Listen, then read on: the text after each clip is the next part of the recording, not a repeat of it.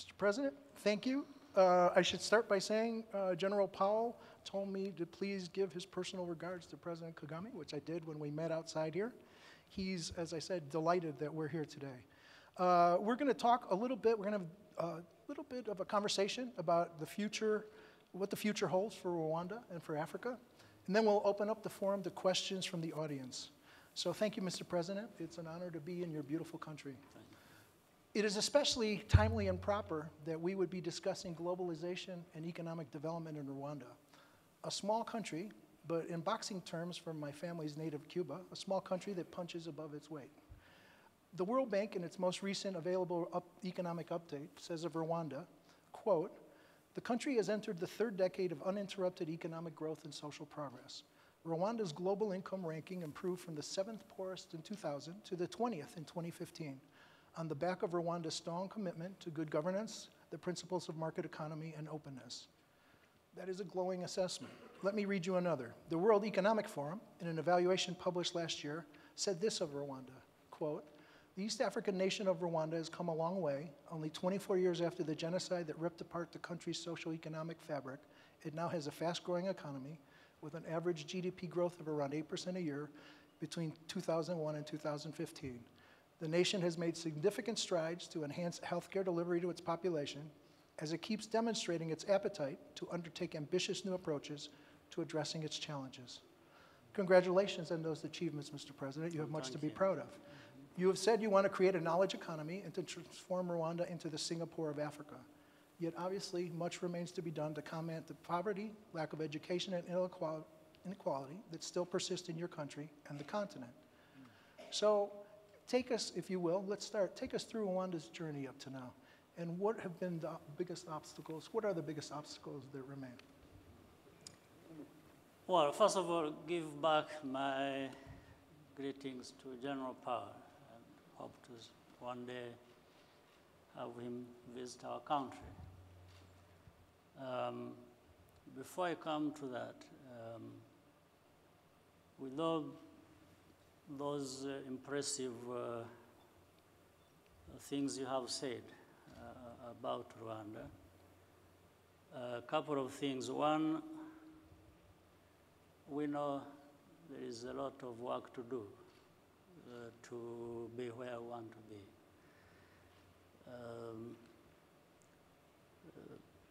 So we have to really work very hard. But we know we can count on not only ourselves, but others for cooperation and collaboration. Those are key for us to be able to continue making progress. So if you look at a little bit in our history, of course, coming from, if you see the situation 25 years ago, the challenges looked insurmountable. But the only alternative was to give it a try and see what we can do. And because our country had sunk so low, we saw it that the only way we have to go is up. So we tried our best and started rising from the deep pit where our history and other factors had put us.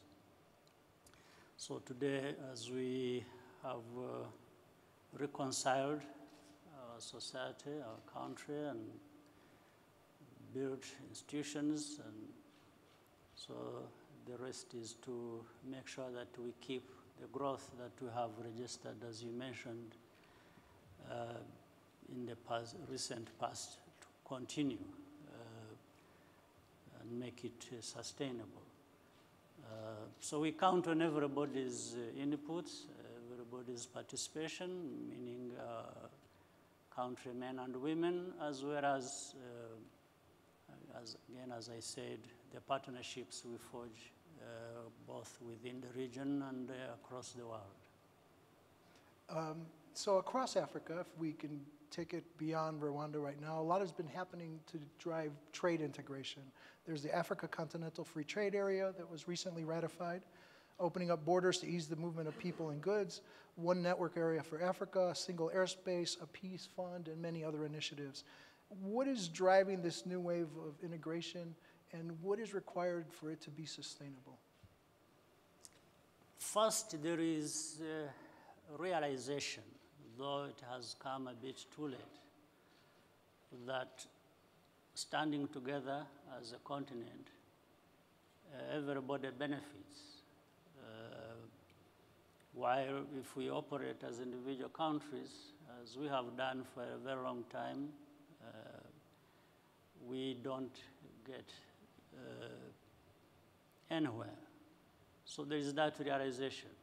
Every African country realizes that they benefit more by working with others. And I think it has come about because of two things. One is that realization by the Africans themselves. The other is the external factors that also contributed to having a divided continent, I think have been either slowing down or disappearing in a sense, because those external factors were originating indeed from outside, and I think the outside is now more preoccupied with their own problems also than simply thinking everything about them is fine and all they have to do is manipulate things, and starting with Africa. So I think this is an opportune moment for Africa to correct many of the mistakes we have made, and we've made a lot of mistakes, I think, even with full knowledge of what we need to do and what affects our people, our economies, and so we still made those mistakes. I think Africans are erring in a sense to try and address our problems. So looking at those mistakes historically, what do you think, how would you identify the biggest mistakes, and what do you think needs to be done to ensure that Africa has the largest number of young people in the world? What do you think needs to be done to ensure that this large section of the population is not left behind and is actively involved in this process? Well, it has to start with the young people of Africa themselves. I think they've got to learn the history of Africa and ask questions. Questions in a sense that if you look at Africa from one country to another and in totality, the size of the population you mentioned, and the natural resources, the wealth, enormous wealth, then people should be asking, why is it that parts of the world that were at the same level of economic standing and well-being, let's say 40, 50 years ago, as you know, there are countries we know were at that same level with our continent. Today, they are tens, hundreds of times better off than Africa. So the question must be, so what went wrong? And this is a question everyone should be answering, including the young ones. Otherwise, how do they correct the mistakes if they don't study deeply and ask these serious questions themselves? And they must also understand that they owe it to themselves to be able to stand up to these challenges of the day and actually address what it needs to be addressed. But always one thing will be cutting across, and that is how does Africa, how do African countries work together with the rest of the world. In the past, there is there has been a lot of talk about working together with the rest of the world, cooperation and so on and so forth, but in real terms it hasn't happened. We found that Africa has always been at the receiving end of things and not contributing much to ourselves to really, lift ourselves to the level where we should be. So the young people are a huge asset for our continent, but they need to stand up and to these challenges and ask these questions and do things about that. And we stop repeating ourselves over and over, defining the problems so well, and I think everybody understands what needs to be done, but very few end up doing what needs to be done. So, as I mentioned in my remarks earlier, the essence of Eisenhower Fellowships is building bridges across borders, but also across cultures. And Rwanda has had to do this over the last quarter century. Your nation has made tremendous strides in overcoming its darkest moment, the genocide of the 1990s amid the horrific ethnic conflict that exploded here 25 years ago. And this has entailed investing and believing in your greatest national resource, Rwanda's human capital. Yet, Amnesty International and other analysts believe that a quarter century later, more can be done to protect human rights and ensure that Rwanda becomes more inclusive and that everyone benefits equally from the advances this country has made, and that all segments of the population can share equally in the democratic political life of the nation and in its progress in the future. So how do you see this intricately complicated, deeply sensitive, incredibly important process playing out now and as you look to the future? And what role can Eisenhower Fellowships play in supporting these efforts and helping Africa and Rwanda continue to progress and advance its sustainable development for the benefit of all your citizens? I think one way we could be helped, especially by those who level too much criticism without much study about the context and circumstances, is by paying less attention to us.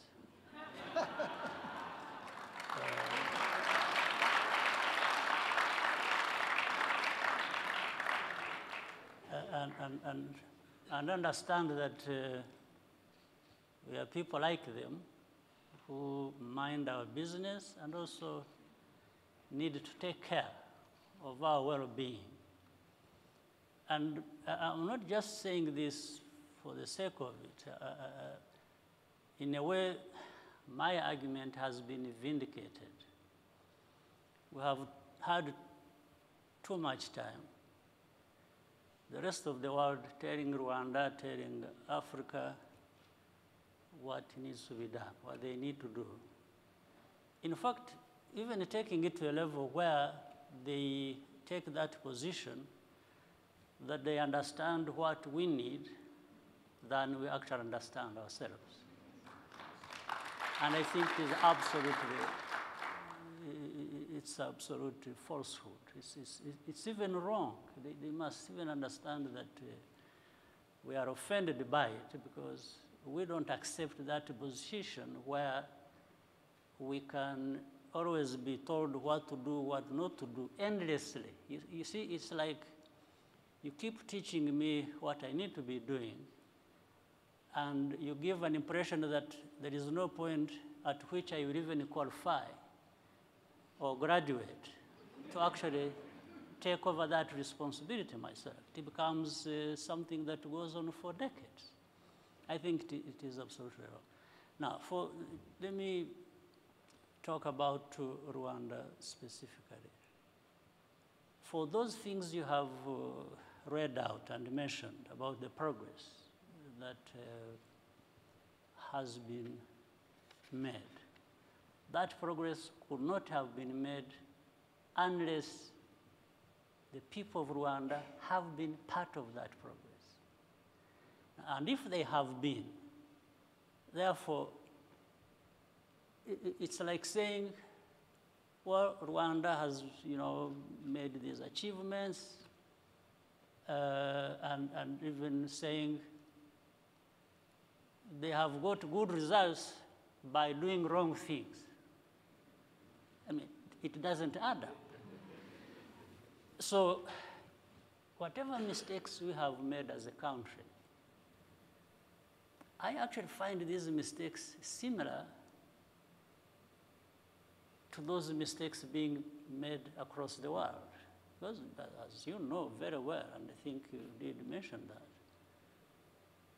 the whole world is in distress on all accounts. Politics, the economies, social matters. The whole world, we would assume, is in turmoil. So why don't we get the benefit of getting a break from these people? And so that we now work together for all of us to address our problems, because who doesn't have problems? And in fact, in our case, the problem is some of our problems, as I said, are originating from outside. They are not even our own problems. And in fact, that's why part of the reasons of continue to make good progress is that we've looked for, within to get some of the solutions to our problems. Let me give you an example of Gacaca, the justice system we used to address the justice issues we had here, enormous. So many hundreds of thousands and going into millions of people who killed and those millions who died. Now, two things. Could we have taken the path of saying, let's see justice done through as we know it, justice systems, modern justice systems, where we have people processed through the courts of law and so on. One, the courts of law did not exist in our country. Okay, that's why they established the tribunal, the ICTR, that was based in Arusha. I'll quickly tell you that ICTR tried about no more than 70 cases successfully and consumed $2.5 billion to do that. We used Gacaca processed over 1 million cases at a cost of $37 million US, and settled our country, and it is at peace with itself. But you will hear people saying, they did that at the beginning and we ignored them and went ahead with what we had to do because we understood the benefits. But they were saying, we were making a big mistake and we are violating rights of people, and because, those accused do not have defense lawyers, and so we don't meet the international standards. So the process that met the international standards gave us 70 cases tried at a cost of $2.5 billion, and the process that was being looked at as violating rights of people and so on cost $37 million US, and we actually settled our people, and they are back in their homes, living together, working together, and that's why we're making this progress. So,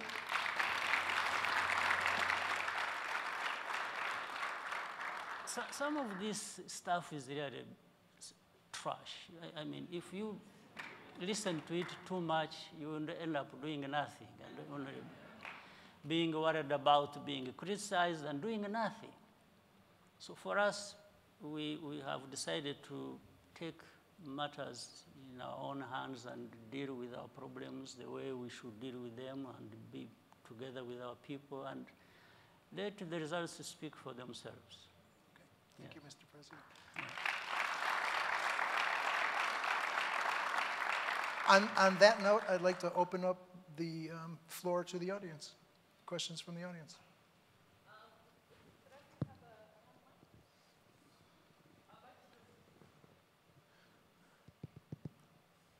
Thank you very much, Your Excellency, President Paul Kagame. Thank you very much, George Delama, Eisenhower Fellowship's President. I'd like to just take this moment that it was brought to my attention, if you can start with this. There's some fellows in the room who had specific questions, and I'd like to start with them. And then I'd like to also open up to youth who are here from Ghana, from different parts of Africa. So I'd like to start with a couple of fellows that have been brought to my attention. And with that, I would like to ask, I think there's someone, these names have been brought to my attention. Yawa, is Yawa in the room? Here you are. Hello, Mr. President, and thank you for being with us today. I have two questions. The first is, as I look across the continent, there are lots of programs now for youth around entrepreneurship and getting more people employed. Youth unemployment is a big issue. But I wonder, and I worry personally, that there's not enough attention being given to kind of the next generation government leaders. So I wonder with your government, and how do you see the pipeline being filled? I wonder especially because as we think about the future of work and we think about a world where there may be driverless cars, for example, I wonder how on the continent we're preparing the policymakers who can help us deal with that. My second question is a bit lighthearted. They say that for every good leader, you need to be balanced, you need to be whole, and Rwanda has gone through dark chapters in its history, and under your remarkable leadership, this country has turned around. So you must be very serious. But I also wonder, what do you do for fun?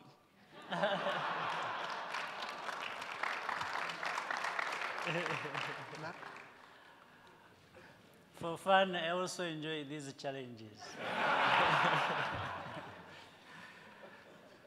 I'll come to that later. The future leaders, let me say this.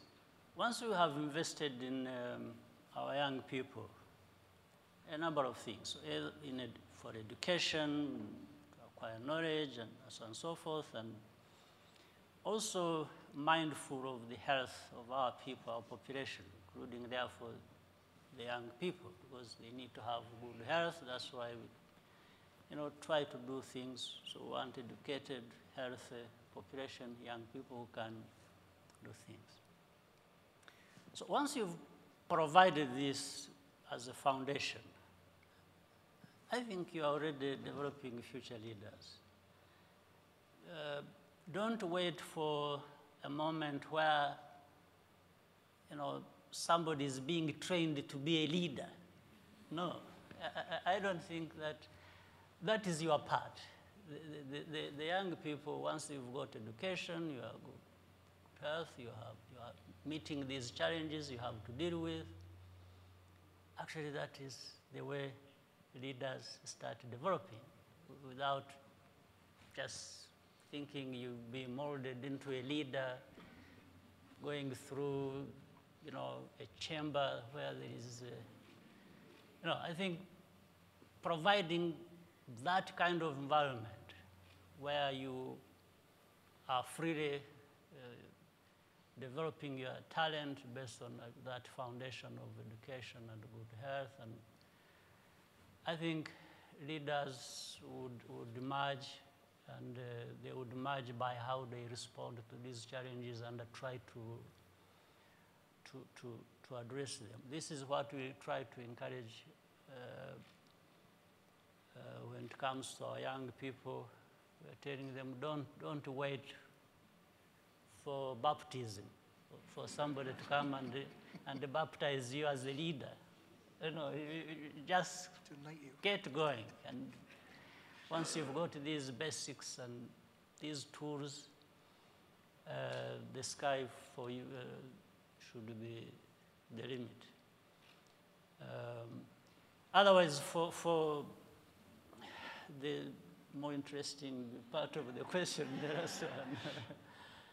I think it depends on how you divide your time and attention. And one must understand that you don't live for just one thing. I think we live for many things. We live for work, we need to do work. It's time for that. You put as much into it as you can, time, effort, and so on. But we are human beings. We have families. We need to pay attention to our family and take comfort in that. We have friends. We have activities out there that you do not only for fun, but also for your own good health. So I tend to find time for all those things, and knowing that it can't be one without the other. It has to be a bit of each of them, and they all add up to something that gives you good results. So I'm a sports fan.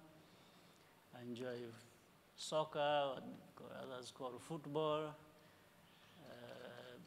I watch and enjoy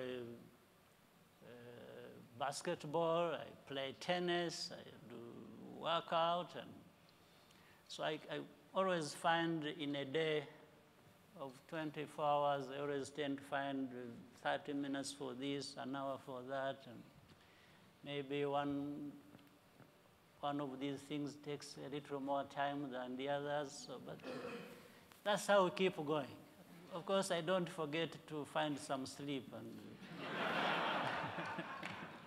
and have some rest. Yeah. Thank you, Excellency. I think we have a question from Nuru as well. Is Nuru in the house? Just very quickly. Thank you, Your Excellency. I'm Nuru from Kenya. And I personally think that climate change is the biggest risk facing Africa. But at the same time, it's our biggest opportunity. So my question for you is, how can we leverage on the AU framework to inform policy that will make Africa more climate change resilient from an adaptation to a mitigation standpoint? And from a fun perspective, I have a 12-year-old who wants to be a robotic engineer. And I was wondering, do robots scare you or excite you? And would you drive around Kigali in an autonomous car? Well, I have driven myself. I don't mind somebody or something taking over and doing that. I have no problem with that. So I think I would enjoy and be fascinated by robots more than fearing them. But you always want, even whether you are dealing with human beings, in fact, even in the car driven by people, I'm actually worried. I worry if the driver on the steering wheel sleeps. Maybe he didn't have enough sleep last night. So if he starts napping on the steering wheel, what happens? I have to be worried about that. So I would worry even about the robots. The robots might also go to sleep. I don't know. So you have to remain cautious and a dose of worry, even when you are doing very well. That tends to check things and maybe bring in a good perspective. So I think science, engineering, things like that, they bring about very complicated, sophisticated systems that we need to be really fascinated by and think hard about and see where they take us and what they give us relative to what we want, and then be cautious. Think about the likely dangers also that come along and find a way of reducing that. So with the climate change, I think so many, again, stories are out there about climate change and how that is affecting the whole world, all of us. And again, science shows to non-believers also empirically how things might actually be affecting us negatively, and we need to pay attention to that. And yet, from that data that is available, we are also shown some of the things that could be done to lead to adaptation or mitigation of these challenges we face. So it's not enough, therefore, for one country, for one person to be thinking, right? It's important that we need to be doing things also in reality based on what we know. And again, we are better off if we do things together, and if at the AU level, countries can work together, can share best practice in many areas, and do things that will not only address problems of one country, but all of us as a continent. Thank you very much. Before I open it to other fellows from across the world to ask their questions, I would like just the youth that are here from Ghana and Kenya, if they can show us where they are. If we can have one question from the youth in Ghana, and one question from the youth from Kenya. Are you from Ghana or Kenya? Okay. Thank you very much. My name is Amma Duncan. I'm founder of the Fabulous Woman Network from Ghana, and I work a lot with the youth in Ghana as well. And I'm really excited to be here in Rwanda. I had one very pressing question on my way, ever since I've heard of Rwanda. My question is, how has Rwanda managed to have such a strong brand internationally? Pictures we see of Rwanda, it's always clean, the people are nice and very cultural. So I had the privilege to sit by your Minister of Youth, Rosemary, and the first question I posed to her was, what's your secret? And she tells me it's 3 things. So it's the president, the youth, and the women. So I actually just tweeted that. But my question to you is, as a leader, how are you able to rally all these different people to run with your vision? Like, how are you able to get everybody to be clean and everybody to be passionate? Because I'm taking that back home with me, and I need to know your secret. Thank you. Well, I assume the president represents men, right? So we need young people, men and women. So,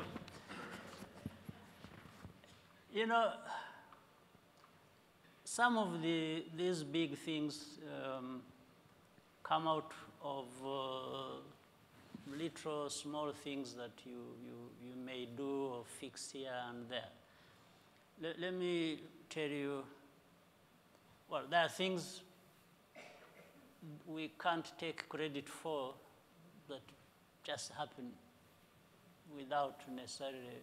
If we have good climate, we have a beautiful country, we have nice people. Some of it is not because we have worked hard to achieve. They have just happened maybe by themselves. But let me talk about some of the things that are doable, and then you do about cleanliness. You see across the country or in this city, that came from choice that was made about close now to 15 years ago. And it starts by asking ourselves. I remember certain moments we were in the cabinet of ministers, and I was saying, look, if we look back in our history, where even in rural areas, even in poor, we used to see our mothers, our aunties cleaning around the homestead, and you find it's a poor home, but it is a very clean home. And he made it very beautiful, and actually people living in a clean environment, benefit from that. So I said, how about if we elevated that to the level of our city, our villages, and our country? Aren't we likely to get the same benefits? And does that require donors to give us money for it. That is something we can do ourselves, and then build on that with whatever else we get from friends and partners and do something else. So that's how it evolved. And we said, but we must have a framework within which we can do this. And then we started saying, how about doing it every month, mobilize our population and say, let's do something that moves in that direction. And then actually it moved from just being cleaning around to building something. We started building schools, clinics, roads, and peace, and with our own hands. And we could see results over time. Something that may sound symbolic, but it made, that time, for example, I had my own children studying in primary school here, and I would take turns with my wife to drive them to school and bring them back home. And sometimes when we are driving and I saw, litter, and I would stop the car, get out. I have these security brothers who run after me, around me. And they would say, let's pick these things, they look bad. And then put them in the right place, in the trash bin, and then go back to the car. And, people around would, at that time, I started actually when I was, that time, vice president, and then when I became president. But the people around who had not given thought about that would wonder, why does the vice president, one, have to be driving his children to school? Because, as you know, there is also a mentality which I think we could be served well by doing away with it. Some of our brothers and sisters, when they are appointed to those positions you're talking about, they really become too big to do anything. So, but I was doing it so that even as the vice president you appointed, or the president can stop and do something, or can take their children to school. So my children are my children. They are not my driver's children, or they also have their own children.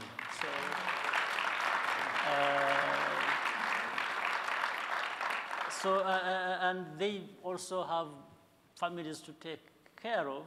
I want them to be able to take care of their families and so on. So from that's how it started. And then we talked about it everywhere. It would be in many places across our country talking about this. Why don't we do this? And then everybody picks it, said, why don't we do this? And because there was that demonstration effect of the benefits as well. And why not? As just decent human beings, there are things we need to be doing, not to run away from and expect others to be the ones to do. And it doesn't matter what positions we hold. We hold positions for different responsibilities, but when it comes to really this life we live as human beings, there are certain things we need to come down to us to be able to deal with.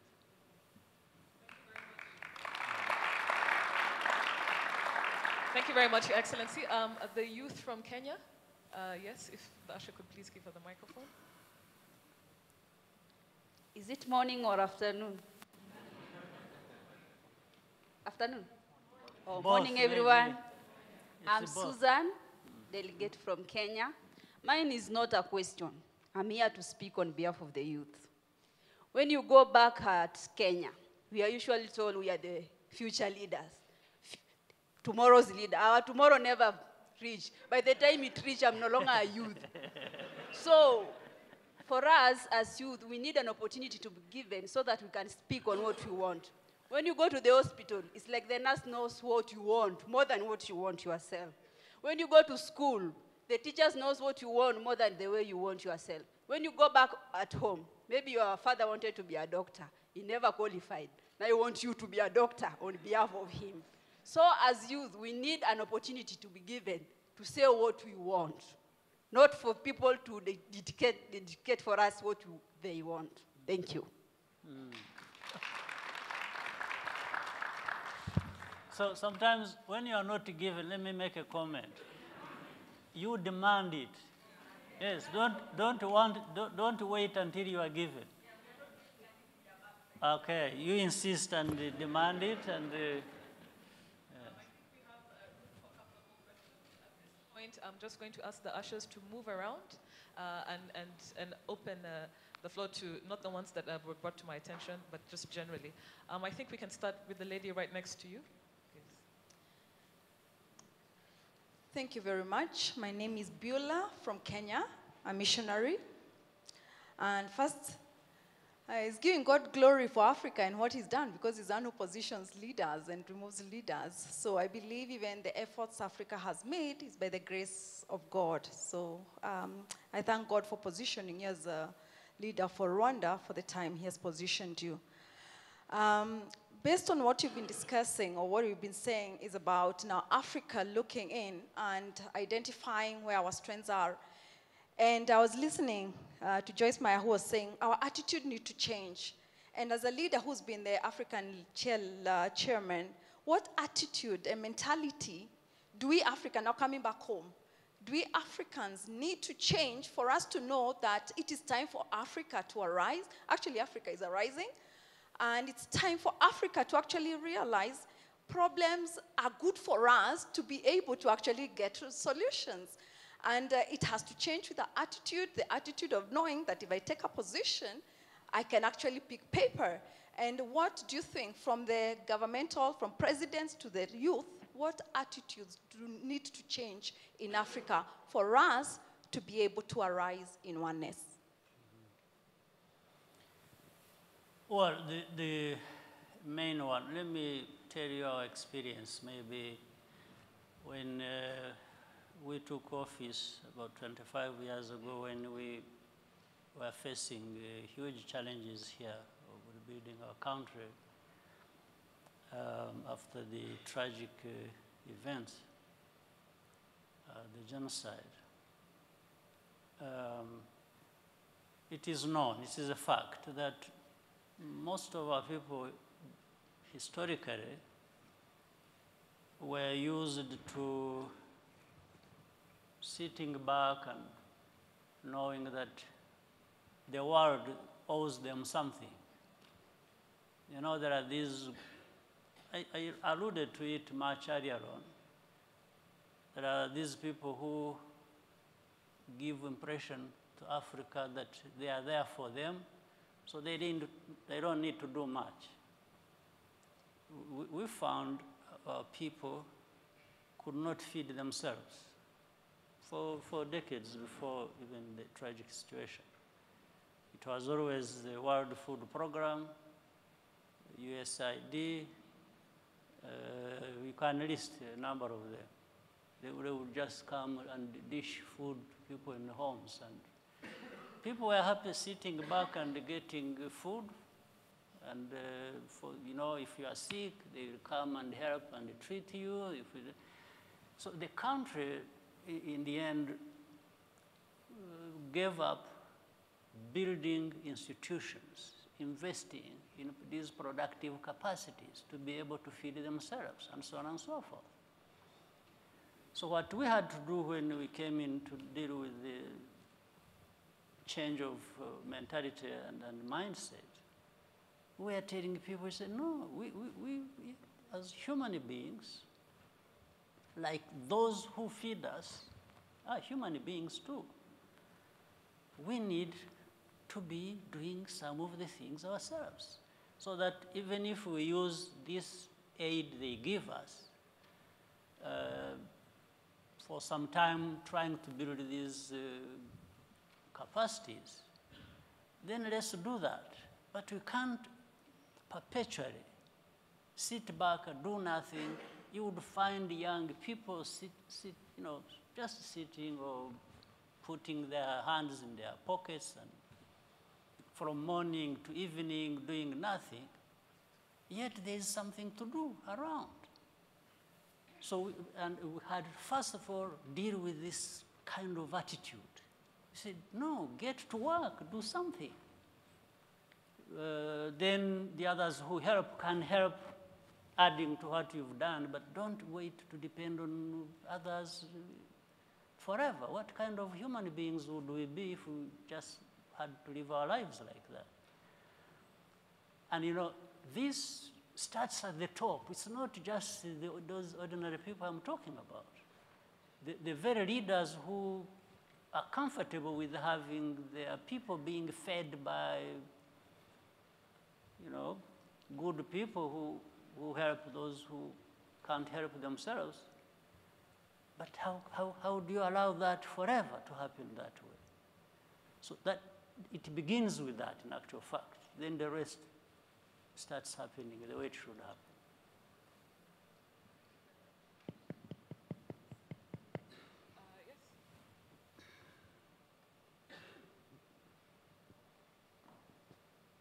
Good morning, everyone. My name's Eddie Mandry with Yale University. My question is on attracting talent to Rwanda. When I'm out at Yale, every now and then at graduation, I ask young Rwandans, young African students, what are your plans after graduation? And for the Rwandans, I always almost get the same answer. I'm moving back home. And it's been very impressive to see that.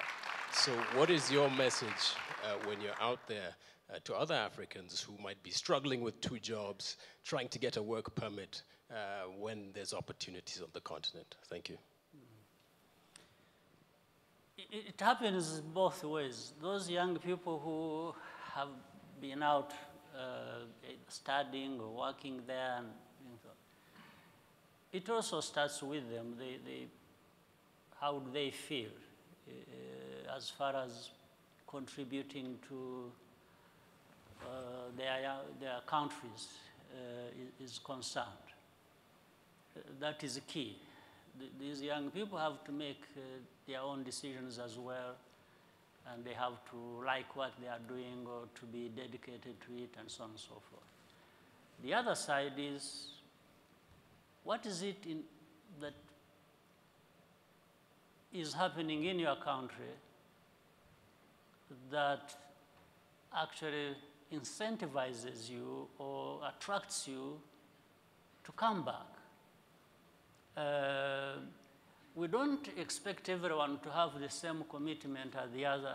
Some people just shy away from problems when they think of going back to their countries. It's like, no, we struggle with this, with that, maybe governance issues and so on. So they may say, I don't want to get involved in that. But in fact, some of them mistakenly say, they don't want to get involved in politics. And we tell them, where you are, there is politics that is going to affect you. As we see it also, I think you started seeing that.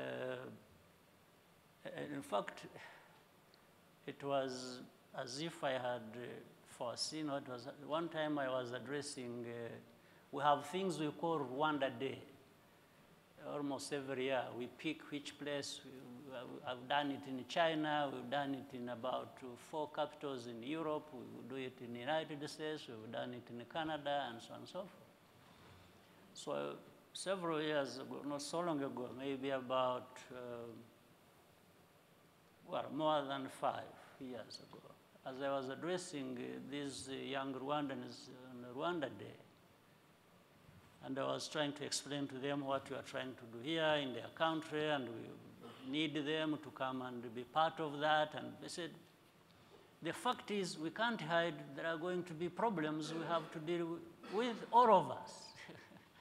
Even those young people who come back, they may face some hardships. I can't say, no, you come, there's no problem, you will come and, feel good about everything. No, I just tell them the truth, that they actually find the problems. Only we want them to be with us in trying to address these problems. So I told him, I said, but some of the problems you've run away from here, either they will find you here, or even worse ones will come your way when you are here. And I said, tomorrow you will find people that belong to these places where you are, or that call it the places where you are their own, will start asking you what you are doing there. And they say, why don't you go back home? And if you delay, they'll put you in a container and they ship you home. I said, they'll do that. And anyway, later on, they started doing that. At some point, that is happening, or, you know, the cost in terms of human life, where some of our people have been going abroad and perishing, you know, across Mediterranean or other high seas, it's pathetic. It's still problems anyway.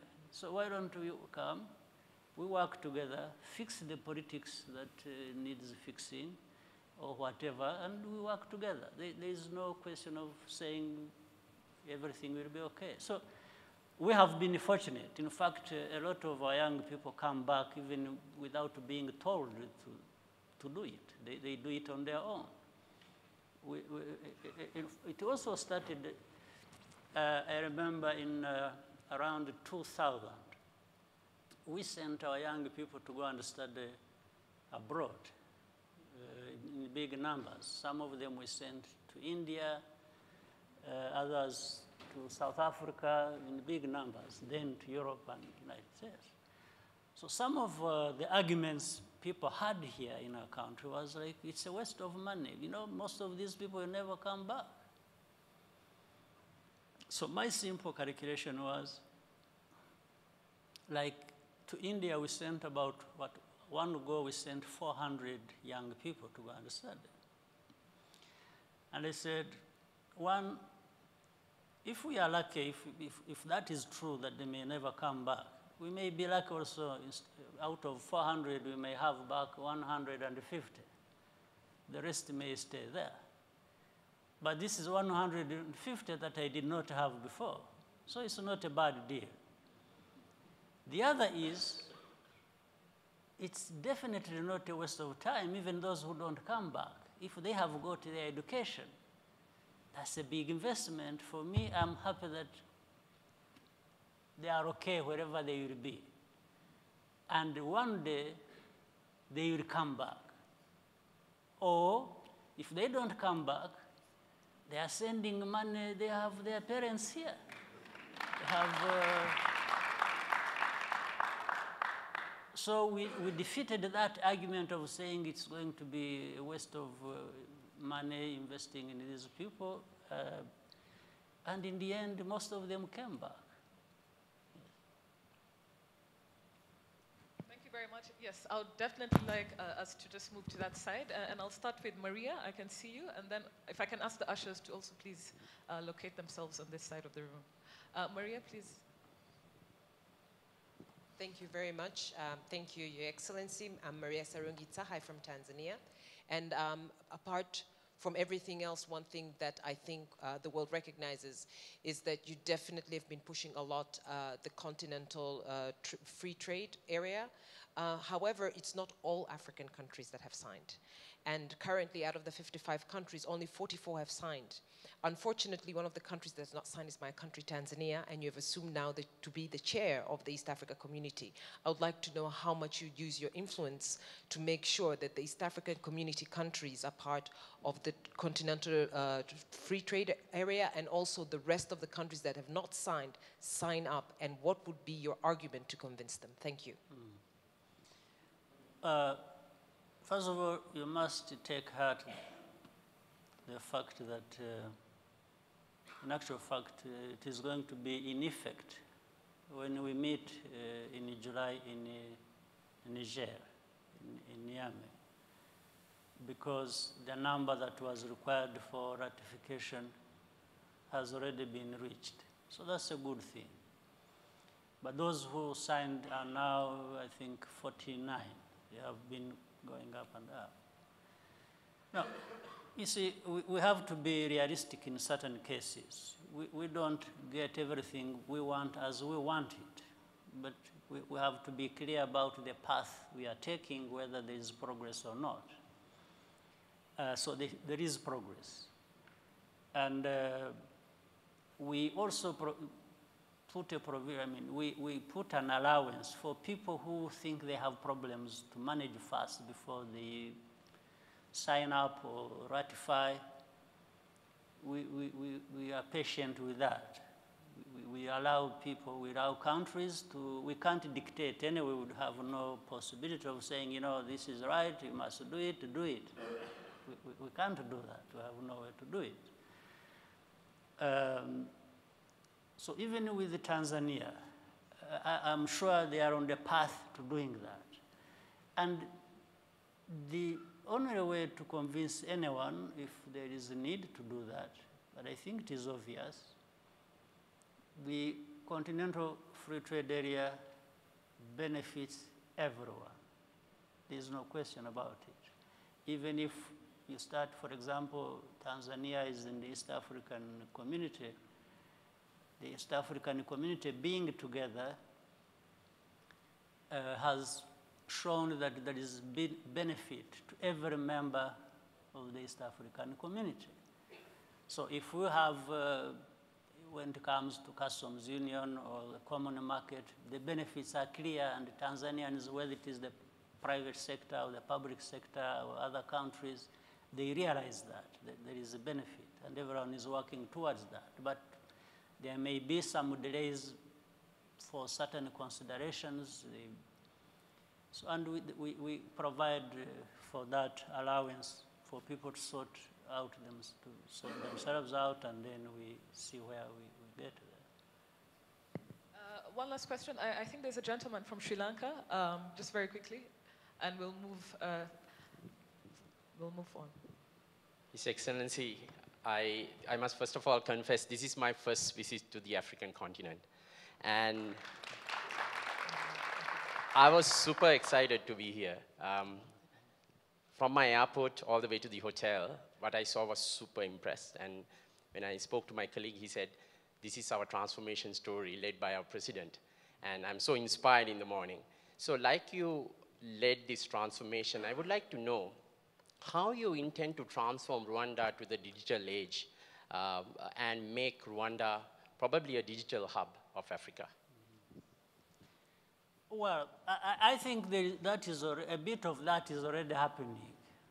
And it starts with, again, investing in people, investing in education, investing in technology, prioritizing that even as a matter of policy. And it's people, it's infrastructure, it's the finance in between that provides certain inputs that are required in that as well. But the real thing that drives it is having identified it and the determination to take that course and stay the course and keep going.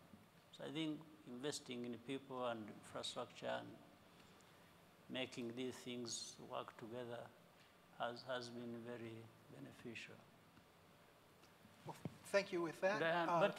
There's somebody I know here who has been putting up his hand. Actually, Your Excellency, if I can take direction from you, how many questions do you think you have time for? We can take another 5, maybe. 5? I don't know. Thank you. Well, since my minders haven't indicated that I need to leave, so the problem will be counted against them, not me. Thank you very much, Your Excellency, for coming to my rescue. Clearly, the lady was not inclined to give me space for whatever reason. To start with, I must applaud with many other Africans for the stance you take in terms of clarity of ownership of the agenda. as illustrated by the Gachacha issue. I think that's so important for us to be clear what we are responsible for and stand up and implement it. My only worry, though, Mr. President, and to help me understand this, is that the success that is evident in this country, if the continent has to succeed, has to be replicated elsewhere. So the challenge and the question is, how do we get that replication to happen? Well, let me say what we have been doing and maybe got some good results, not in everything, but in some things, and we want to keep doing more. I don't think we do it for any lessons to anyone, or we are addressing our problems. But at the same time, we are happy to share experiences with the other countries because we also, anyway, learn a lot of things from them. Some of the things we do here, we've learned from other countries. There's no question about it, whether on our continent or elsewhere. Now, I'll give you an example that shows that a bit of that is happening. I was being told by our people last year alone, 2018, we had 27 country delegations coming here to Rwanda because they said, you know, we want to learn something you are doing in health or governance, in ICT, and so on and so forth. You see, the fact that these countries decided to say, or in agriculture and so on and so forth. I talked a little bit about food security, which we have now reached, that wasn't there so many years ago. So that already shows you some of the things would be replicated. Because even if people have made a choice to say, you know, we found something happening there that we need to do in our country, that's a good thing. And we welcome them, and in fact, we visit some of those countries ourselves when they have been here, and we say, you know, but we learned, we saw that you are doing something like this, and we want to learn how to do it. We are happy to say some of those things we've learned elsewhere, we have come here and perfected them. And it doesn't necessarily, I mean, does not have to be seen like it originated from here. It actually originated from other places. We just came and, so we have been trying our best to make sure that for us, we do what we have decided we need to do. In fact, the problems, some of the problems arise out of people know what to do, they just don't do what they know they should be doing. That's the big problem we need to unlock in some of our countries. It's not a lack of knowledge, it's not a lack of opportunities. There's some other problems. Actually, I think the lady mentioned... Sorry? I don't know. I had actually mentioned...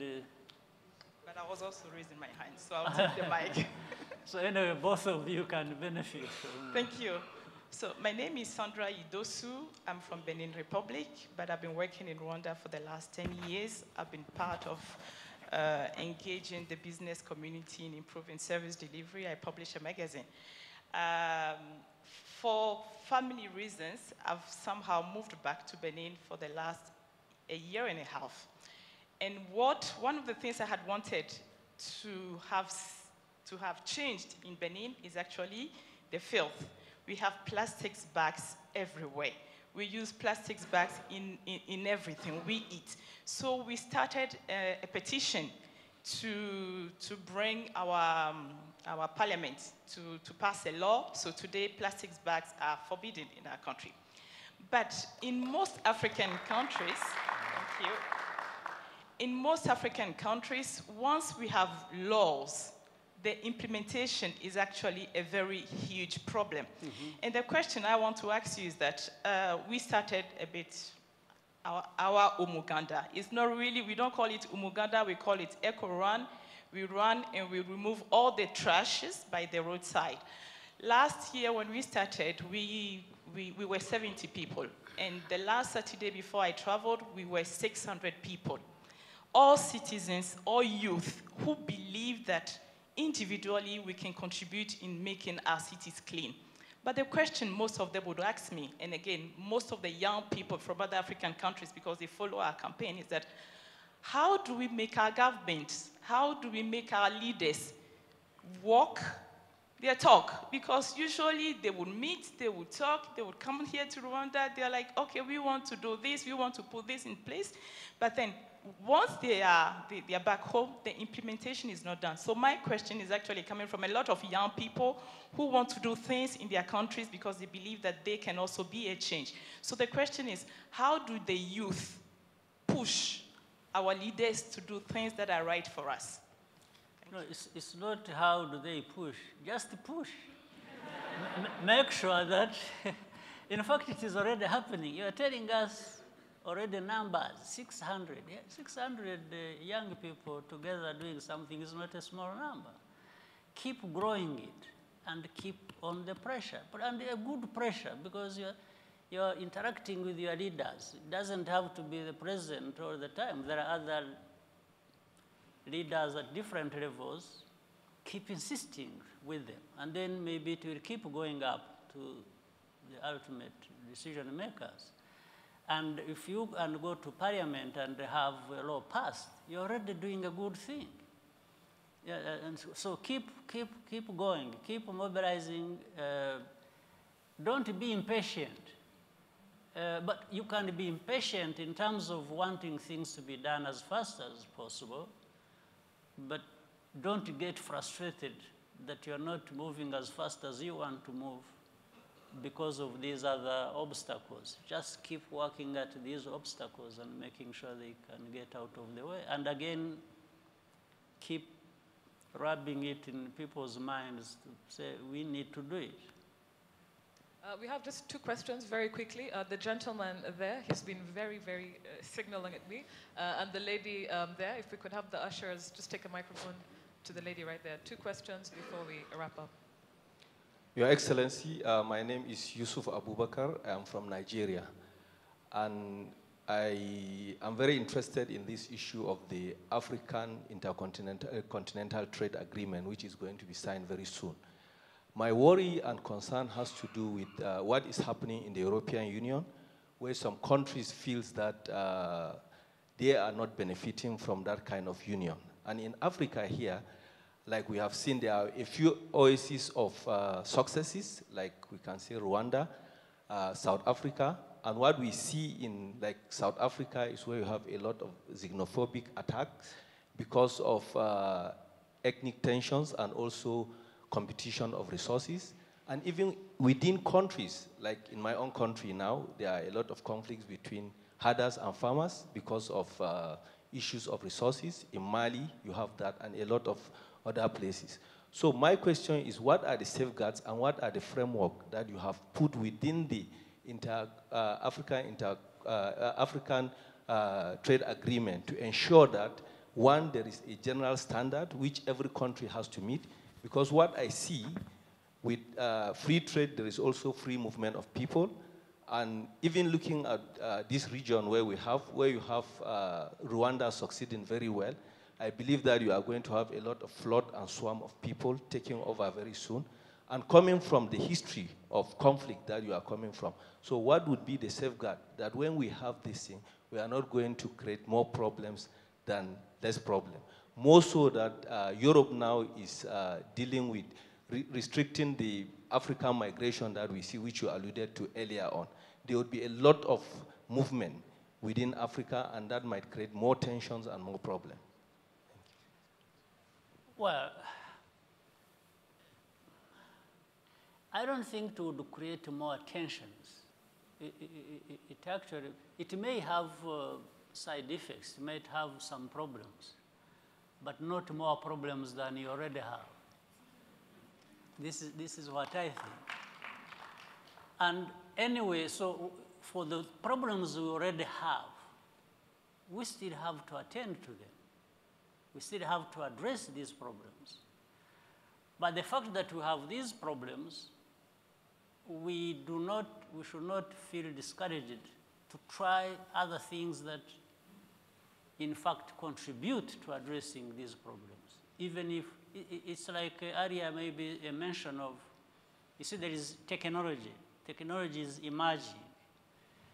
Technologies that have emerged that some people say they will take jobs from people, will have employment, unemployment, and so on and so forth. These technologies are a reality. So we have to keep finding ways around technologies that lead us to addressing problems that have existed for a long time, much as we should be conscious of the fact that new problems will emerge. So we should also find problems for new, find solutions for new problems that will emerge. So with the Continental Free Trade Area, there is, and which the underlying principle there being integration of economies and countries, the integration has huge dividends. But there might be problems also building on the earlier existing problems. So do we tap into this huge benefit and keep struggling to address the problems that have existed before and the new ones that might emerge? Or do we just give up altogether? This is what we have to keep working around. It's like you are saying, Europe. Europe has these problems across the European Union, right? But we also know Europe is developed. So in spite of these problems, Europe has continued to develop. Or other countries that are developing or have developed, they have constantly dealt with problems, different kinds of problems. So there is no point at which you will have no problems to address. So you always want to understand this balance. Things that give you the benefits from which you can draw solutions for the problems that continue to exist. So the Continental Free Trade Area is unavoidable. In fact, it is the way to go to address many challenges Africa has. But it may have some of these side effects that you have to deal with. It's like taking medicine. Medicine cures the disease, but some medicine have side effects. So you go for the medicine and deal with the side effects. Yeah. Thank you. I think we have one last question from Miata, all the way from Liberia, Your Excellency. And yes, please. Can an usher please give her the microphone? Another Eisenhower fellow. Your Excellency, it's important to be the last because I'm going to talk about something that affects all of us. So as I boarded the plane from Liberia, I was reminded of what is happening in the region currently relative to healthcare. So as we all sit in the room today, there's about 1,400 persons that have lost their lives in the Democratic Republic of Congo, a country that you border. We also know that Africa makes some unique history. And this is the way I would say it. So when we were battled with Ebola in West Africa, we were categorized as the first deadly Ebola outbreak. Today, DRC, that borders Rwanda, is then categorized as the second largest outbreak in history. I also am aware that Rwanda has come a long way relative to how you've worked so hard to build your healthcare system. And also we are aware of the devastating effect Ebola can have on a country, not just relative to healthcare, your economy, trade, and even relationship with other countries. So my two questions are, how well is Rwanda prepared should in case a case of Ebola should surface as we have seen in Uganda? How are you speaking to your neighbors? When the neighbor's house is on fire, it's important to get ready for that fire. So in response, it's my hope that Rwanda is also well prepared. Thank you. Yeah, you remember in those tragic situations you had in the West Africa region, Liberia, Sierra Leone, and other places. In fact, a number of countries, African countries, rallied and came to your support, including some Rwandans. In fact, a couple of them, one or two of them died in that situation when they had gone to assist. So that's one good thing. And the same thing is now there were lessons learned from that situation being applied to this current situation. DRC is not alone. In fact, the whole world is trying to help. WHO has been leading the effort, and other international institutions are on the ground trying to do what they can do. And in fact, at the same time, working with us, like they are working with Uganda and others likely to be affected just by proximity, where the Ebola outbreak is in eastern Congo. It affects the other side of Uganda immediately. It may affect us. So we already, the same institutions, we have CDC, we have World Health Organization, we have different partners, partner countries helping to working with our institutions to make sure we are prepared in case. I'm sure that the same thing is happening on the side of Uganda. They must be, activating their systems, the existing systems to deal with that situation. So we are prepared, but we are as prepared as our weakest point. But we are trying, we are doing our best. Thank you very much. I believe, George, do you want to say something? Yes, so I wanted to take a moment and thank you, Mr. President, for so generously taking time from your busy schedule to share with us your thoughtful insights and your candor. It's not often you can sit with a head of state and have a real conversation about anything and everything. And so thank you very much. Ladies and gentlemen, please join me.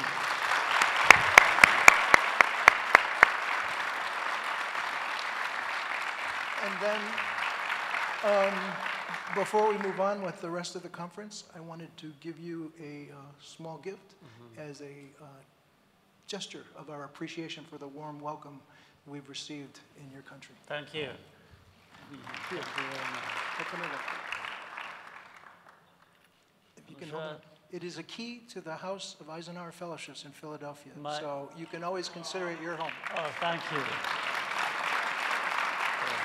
And I will tell you, when we gave one to President Obama, he asked the Chicago question. He said, does it work? And it does. But thank you again. Thank you very much. My revenue authority people are interested in knowing what it is. It wasn't very expensive. Thank you very much. Thank you very much.